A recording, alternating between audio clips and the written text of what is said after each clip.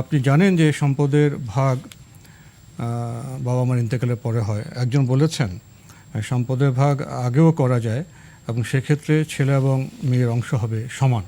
এমন বক্তব্য কি সঠিক? প্রথম কথা হচ্ছে, সম্পদের ভাগ বলতে যদি আপনি বুঝান যে উত্তরাধিকার বন্টন, তাহলে উত্তরাধিকার বন্টন করার বৈধ এবং ইসলামী বিধান হচ্ছে মৃত্যুর পরেই ওয়ারিসদের মাঝে সেটি বন্টিত হবে। মৃত্যুর আগে এই বন্টন করা হারাম, প্রশ্নই আসে না। আর এমনি যদি সম্পদ কেউ মনে করেন যে তিনি সন্তানদের মাঝে কিছু বন্টন করে দিতে চান, ভাগ করতে চান, এটা তার জন্য জায়েজ আছে। সেই ক্ষেত্রে সমান সমান হতে হবে, এই বক্তব্য সঠিক নয়। সেক্ষেত্রে ইনসাফ করা হয়েছে সঠিক, প্রয়োজন অনুযায়ী। হ্যাঁ, প্রয়োজনে ইনসাফ করে, সেখানে আদল করতে হবে। আদলের অর্থ এই নয় যে মানে সমান সমান হতে হবে।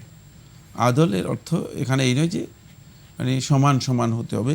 এখানে ইনসাফ করার বিষয়টি এসেছে, যাতে করে কোনোভাবে কোনো একজন সন্তানের উপর অথবা কোনো একজন উত্তরাধিকারের উপর কোনোভাবেই জুলম না হয়, সেই বিষয়টিকে গুরুত্ব দিতে বলা হয়েছে। বাকি এটি উত্তরাধিকার বন্টন নয়। উত্তরাধিকার মৃত্যুর আগে বন্টন করা হারাম, যেহেতু ওয়ারিশ সাব্যস্ত হয়নি। যদি ওয়ারিশ সাব্যস্ত হয়নি এমন লোকদের মাঝে আপনি উত্তরাধিকার বন্টন করে দেন, তাহলে আপনি উত্তরাধিকারের যারা উত্তরাধিকারী আছে তাদেরকে বঞ্চিত করলেন। আর বঞ্চিত করা আপনার জন্য জায়েজ নেই, কোনো অবস্থাতে বৈধ নয়।